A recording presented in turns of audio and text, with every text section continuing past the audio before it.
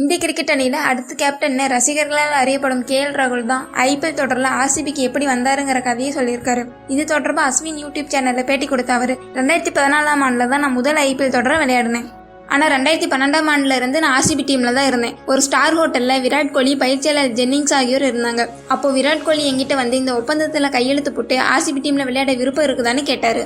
இந்த 2 மாதத்துல நீ நிறைய விஷயங்களை கற்றுக்கொள்ள முடியும்னு விராட் கோலி சொன்னார். விராட் கோலி சொன்னது போலவே நான் RCB டீமில் அந்த 2 மாதத்தில் பல்வேறு விஷயங்களை பற்றி கற்றுக்கிட்டேன். IPL சீசனில் நான் கற்றுக்கிட்டது ஒரு சாதாரண பிளேயராக ரஞ்சி சீசனை விளையாடி இருந்தா அந்த விஷயங்கள்லாம் எனக்கு கற்றுக்க 7-8 சீசனாவது தேவைப்பட்டிருக்கும். அவ்வளோ விஷயங்களை நான் அந்த 2 மாதத்துலேயே IPL சீசனில் கற்றுக்கிட்டேன்.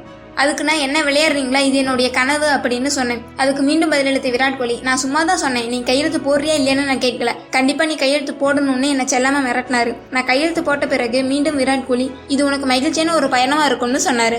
இது என்னுடைய கிரிக்கெட் வாழ்க்கைக்கு மிகவும் பயனுள்ளதாக இருந்தது. நான் RCB டீமுக்காக தொடர்ந்து விளையாட வேணும்னு தான் நினைச்சேன். ஆனால் எதுவுமே என் கையில் இல்லை.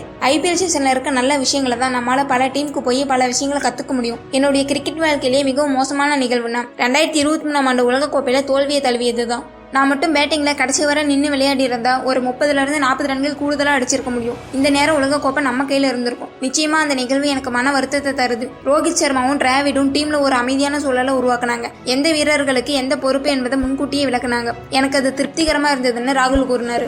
மேலும் இது போன்ற உலகளவில் நடைபெறும் விளையாட்டு செய்திகளை பற்றி தெரிந்து கொள்ள ஸ்போர்ட்ஸ் ரைஸ் சேனலை சப்போர்ட் பண்ணுங்க அண்ட் சப்ஸ்கிரைப் பண்ணுங்க.